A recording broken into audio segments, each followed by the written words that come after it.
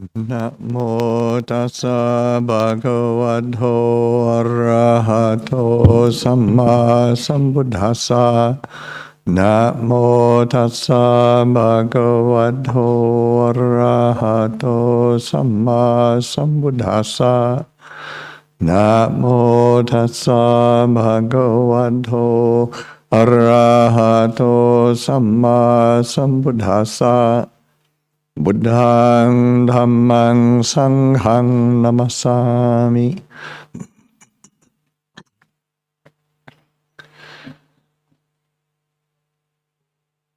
First of all, just to express appreciation to Ajahn Amaro and the Sangha here at Amaravati. I arrived several days ago and been warmly received by everyone here. And we've been, since Ajahn Amaro's come to take on the abbotship of Amaravati, then Ajahn Amaro and I have been trading trips back and forth to the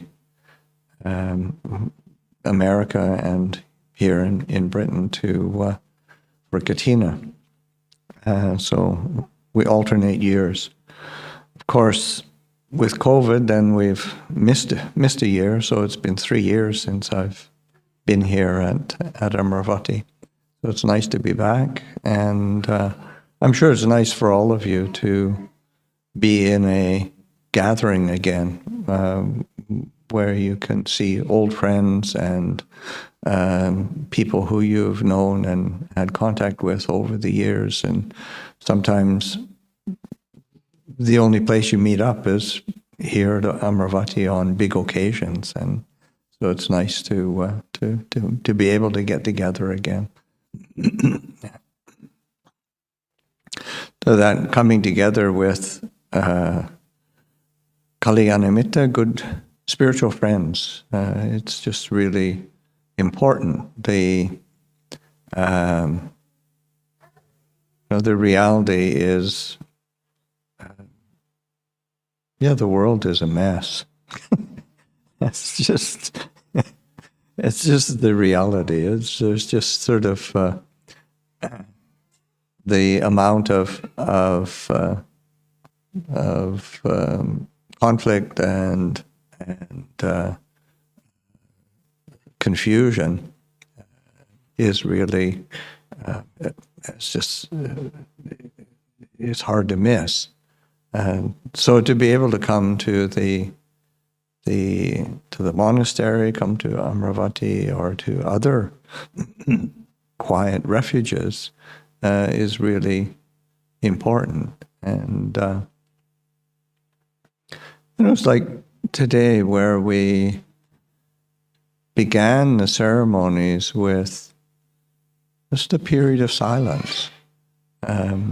You realize how important it is to have those periods of silence, to stop. And, on the grand scale of things, 5 minutes of quiet is not a huge thing, but it's wonderful to be able to stop and to be still. Also, say like during chanting, when the chanting's taking place, it's a great time to just be able to stop, to slow down, collect oneself, and return to an inner anchor or an inner compass. So that's because the heart is always seeking direction, and we get pulled into external things all the time. So it's important to be able to have these occasions and have these periods of stopping, of silence, of quiet. That that sense of being able to settle is so refreshing to the heart that that's one of the I say the basic functions of a monastery or a spiritual refuge like this, is to remind us that I can stop too, because our our habit is to go to the external world, and the external world is fraught with limitations. Just the limitations of just the kind of complications and confusion and conflict that is so ordinary, and just to be able to slow down and to stop and settle. It's and we can recognize what our habit is. What comes to mind is a teaching of Ajahn Chah's, where he said he was saying, if giving a comparison, that if we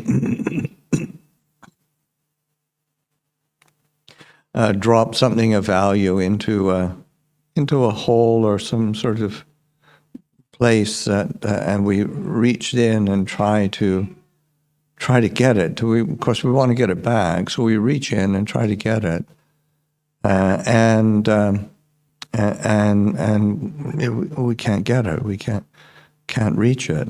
And he said the habit of most people will be to say, that hole's too deep. I can't get it. He said, nobody will say, my arm's too short. It's the looking out all the time, looking, externalizing, and don't sort of think, okay, my arm's too short. How do I find something to make my arm longer, get something that I can make a change. So in the same way that we get impinged on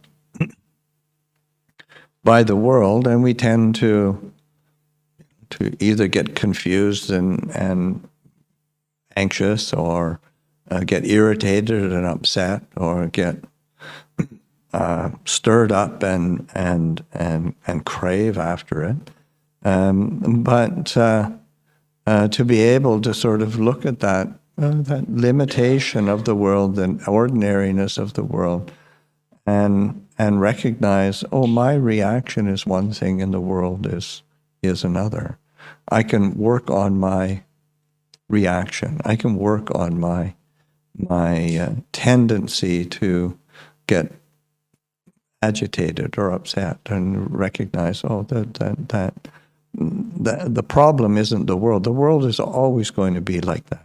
It's always was like that, always will be into the future. That's the nature of the world around us. And that sense of waiting for the world to be peaceful so that I can be peaceful, that's a long wait.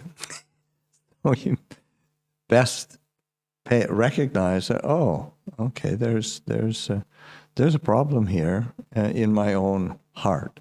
I get agitated by this. I get upset by that. I get stirred up.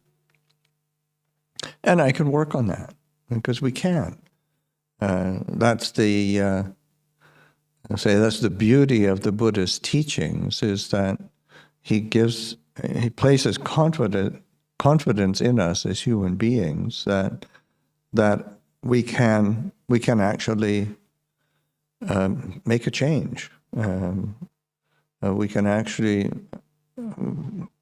cultivate the wholesome. We can relinquish the unwholesome. We can develop the skillful. We can relinquish the unskillful.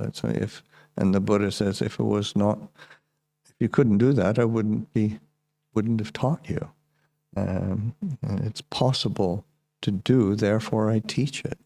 And so that the teachings are there for us to pick up and follow and pick up and cultivate. So it's the reality of the teachings are there for us to follow, to practice, to develop, with the confidence that it's possible. And of course it's been done in the Buddha's time, and 2,500 years of people living and practicing the Buddha's teachings. People keep recognizing that these are fundamental truths that we're capable of understanding, experiencing, and living, which is, say, more important than just knowing it and then filing it away for future reference. You want to put it into practice and be living it. So these occasions like today, Kathina, they are occasions for generosity and for giving and sharing, and that is not just in a material sense, but in the sense of the way that we, it's like so many volunteers come and they're sharing their time and their energy and their caring to help create a space that, like, I come from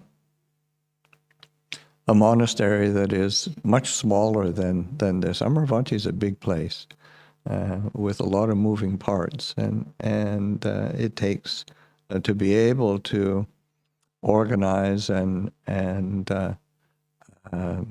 pull off a big day like this.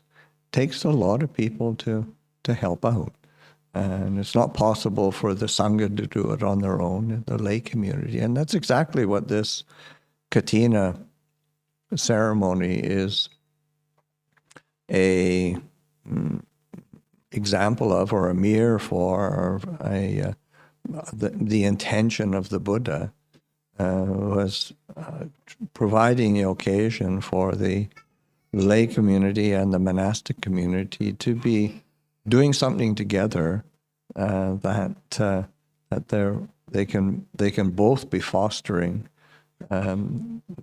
practice of Dhamma and practice of Dhammas in the sense of skillful qualities, and so that the opportunity to come together and have be able to support and help out, and in doing that, one also again creating connections with other good people.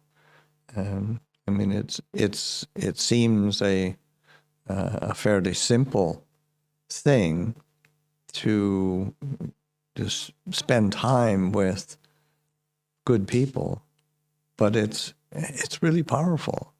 And when we have that reminder or that example of what it's like to draw close to people of good intention and who put forth good effort, it feels good. So taking the time to come to the monastery, come to the occasions and gatherings like this, are reminders of what's actually really important in our lives.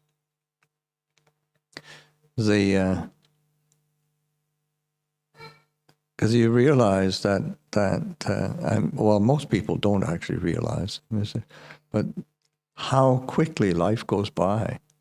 It's like Ajahn Amaro saying that, yeah, it's over.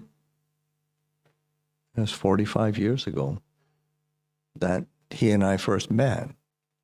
That's a long time by most people's standards. And it doesn't feel like that long, does it? And and say I come into a ceremony, and the officials who come to be the representatives of the Thai government and the Sri Lankan government, and they look so young. Well, I mean, that's what happens. That's what happens when you get old. and time just goes by so quickly, and so that and you don't realize or don't recognize how fast it can go. And it's just like the Buddha. There are so many reflections that the Buddha gave. I mean, of course, there's one that we do for constant reflection for the monastics. That sense of the days and nights are relentlessly passing. How well am I spending my time? And I don't know how many times I've chanted that. But then you reflect on it more, and you realize, the days and nights are relentlessly passing, and it's important because to have spent one's time well brings a delight to the heart. It's a natural equation, sort of in the same way that if we look at ourselves or look at the world with aversion or ill will or irritation, it just brings suffering. And if we spend our time in fear and anxiety, it just is constant suffering, constant craving after something else. That feeling of somehow, me somewhere else, tomorrow, finally happy, ever. And it's always out there. There's a bumper. There's some great bumper stickers in San Francisco. So that sense of recognizing, but time is passing. So and we are of course, one of the chants that we do regularly. I'm of the nature to age. I've not gone beyond aging. I'm of the nature to sicken. I've not gone beyond sickness. I'm of the nature to die. I've not gone beyond dying. All that is mine, beloved and pleasing, will become otherwise, will become separated from me. I'm the owner of my karma, heir to my karma, born of my karma, related to my karma, abide supported by my karma. Whatever I shall do, for good or for ill, of that I shall be the heir. There's 5 subjects for frequent recollection that the Buddha said we should be doing on at least a daily basis. And it's not to look at things in a negative way, but it's to look at things in a way that maximize the opportunity for utilizing wisdom or living by wisdom or having the light of wisdom. There's our Dhamma group that came were the main sponsors, the Light of Wisdom group. And you have to keep reminding yourself to use that light of wisdom. Because it's not as if it's out there somewhere. It's in our hearts. And we just have to remember to pay attention. because the that reality that what we what we're drawn to, or what our habitual conditioned response to anything is we should be questioning that. Is that appropriate? Is it appropriate? Is it useful? Is it beneficial? And it's like one of the main teachings that Ajahn Chah received from Ajahn Mun kind of hits on this, in the sense that, because it's something that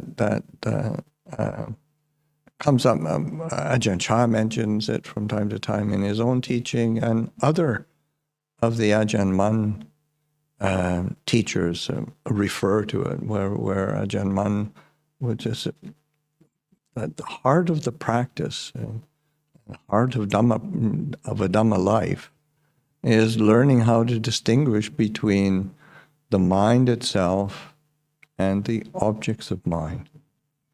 And because what happens is, our habit is to go to the objects of mind, and we don't pay attention to the mind itself. In the same way that we go to that hole's too deep, and forget that, maybe my arm's too short. But recognizing that there is the objects of mind are the likes and dislikes, the wanting, the not wanting, and the affirming, the negating. It should be this way. It shouldn't be that way. I like this. I don't like that. I want this. I don't want that. And recognizing that, so much of our mental moods and thoughts are just objects of mind. They're not actually the mind itself. The mind itself is quite still and spacious and quiet. And it's like how we sat for a short period of time, and all of a sudden you get a chance to, because in a social situation, we're always bouncing off each other. And just to stop a bit, right? Oh, there's a quiet spot there. We do that to ourselves as well. It's not the, so that to be able to be turning attention to the mind itself, that quality of the mind that is still, is spacious. And pay attention to not making an object of that, because we'll do that also. I've got to make my mind peaceful. We get obsessed with how peaceful it has to, how I need to get, my meditation has to be like this. And it turns into an object rather than just returning to the fundamental mind itself and trusting in it. It's something that, I think as one of the benefits of years and years of practice is that, say, along with all the knowledge that I acquire or anyone acquires, is just increased kind of faith or confidence. And, oftentimes when we think of the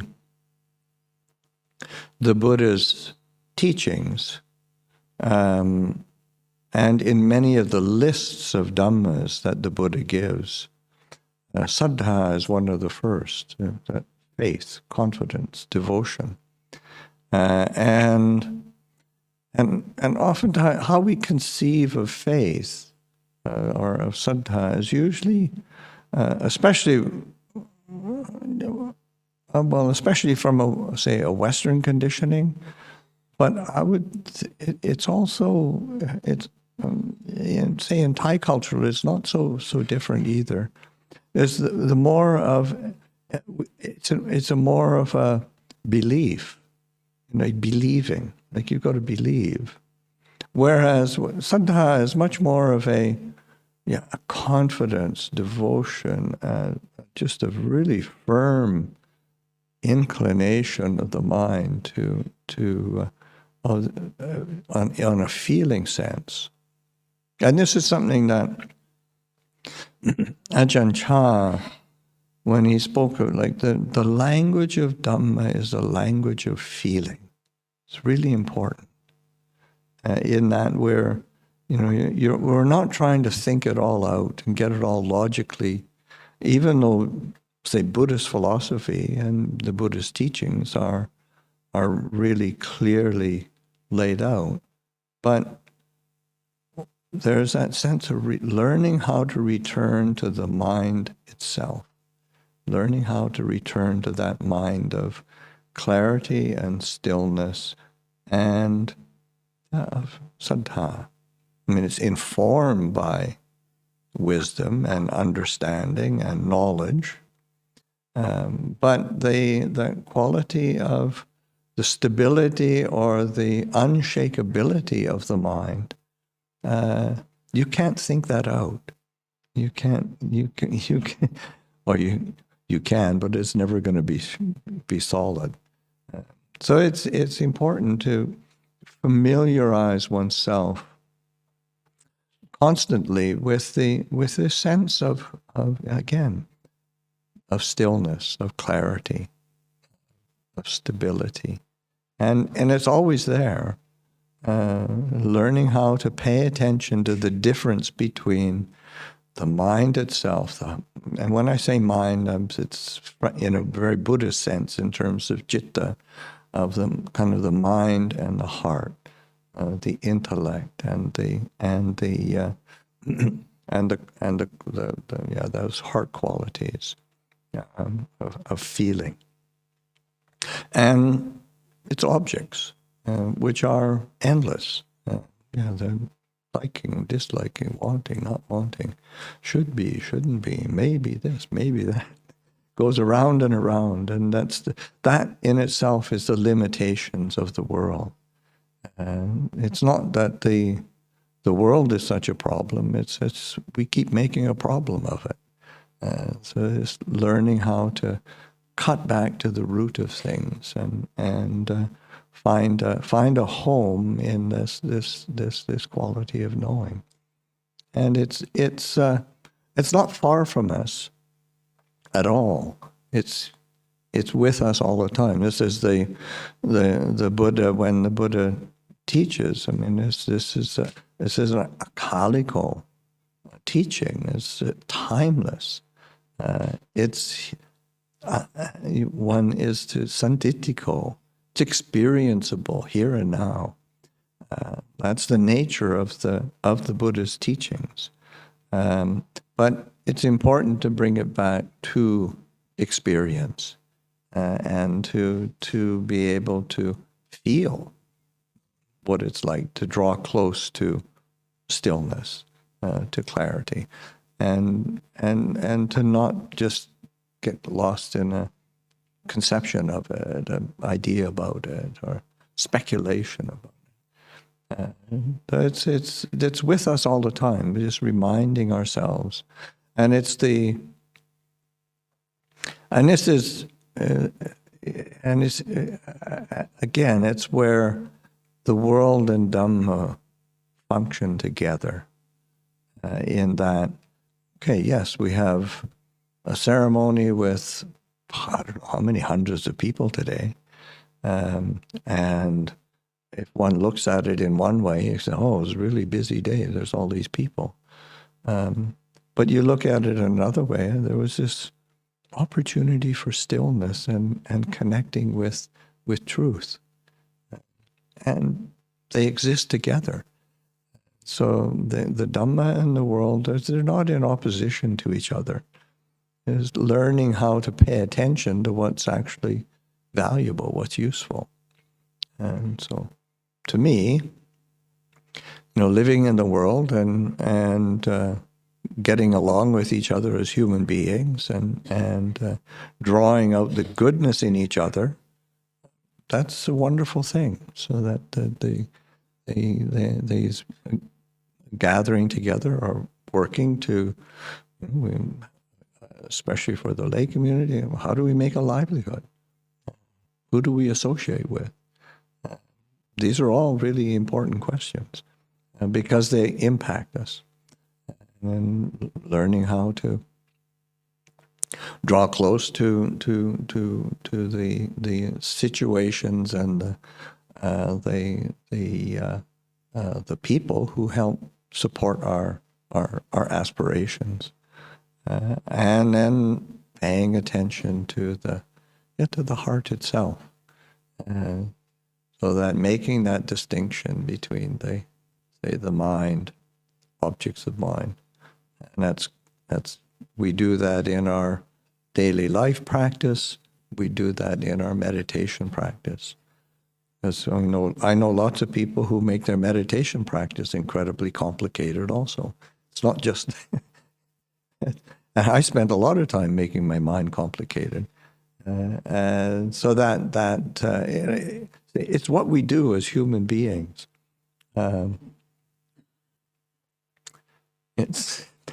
What comes to mind is what Ajahn Chah, when he was asked what... as a definition of human beings. What are human beings? What's a human being? And Ajahn Chah was saying, human beings are beings with issues. มนุษย์คืออะไรมนุษย์คือผู้มีเรื่องและมีเรื่องอยู่ตลอดแต่เราจะหาเรื่องอีกหรือเปล่าเนาะ อย่าไปหาเรื่องเยอะเลย So it's just this, so not finding more issues to complicate ourselves with, and realize that we have this option of what's truly peaceful. And that's what they say, as the Dhamma is really a timeless teaching that's visible here and now. And to remind ourselves of that and to encourage ourselves. And to encourage each other, support each other in this practice. So I'll offer that for reflection today.